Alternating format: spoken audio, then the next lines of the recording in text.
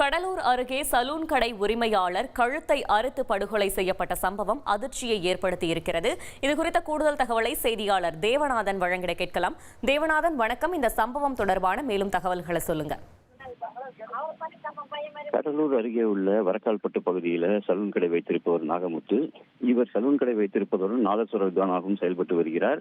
நேற்று தனது பணியை முடித்து வீடு திரும்பிய இவர் தனது வீட்டில் திருச்செந்தூர் செல்வதாக கூறிவிட்டு நேற்று மாலை புறப்பட்டிருக்கிறார். இந்த நிலையில பார்த்தோம் அப்படின்னா, அவரது வீட்டின் அருகில இருக்கும் கருப்பு கேட் அப்படின்ற பகுதியில இருக்கிற சுடுகாட்டு பகுதியில கழுத்து ஏற்பட்ட நிலையில நாகமுத்து பிணமாக கிடப்பதாக அவரது வீட்டிற்கு தகவல் தெரிவித்துள்ளனர். உடனடியாக அந்த பகுதிக்கு அவரது குடும்பத்தினர் வந்து அவர் உடலை பார்த்து கதறி அழுத நிலையில அந்த பகுதிக்கு உடனடியாக காவல்துறையினரும் வந்து விசாரணை மேற்கொண்டனர்.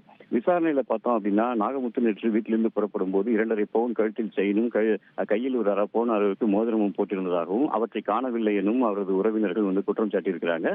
அதாவது நகைக்காக இந்த கொலை நடைபெற்றதா என்ற கோணத்தில் தற்போது நெல்லிக்குப்பம் போலீசார் வழக்கு பதிந்து விசாரணை மேற்கொண்டு வருகின்றனர். மோப்ப நாய் உதவியுடன் தற்போது புலன் விசாரணை இந்த பகுதியில் நடைபெற்று வரும் நிலையில விரைவில் இந்த சம்பவத்தில் ஈடுபட்டவர்கள் கைது செய்யப்படுவார்கள் என காவல்துறையினர் தெரிவித்திருந்தாலும், சலூன் கடைக்காரர் கழுத்து அறுபட்டு கொடூரமான முறையில் கொலை செய்யப்பட்ட சம்பவம் அப்பகுதியில் பெரும் பரபரப்பை ஏற்படுத்தியுள்ளது.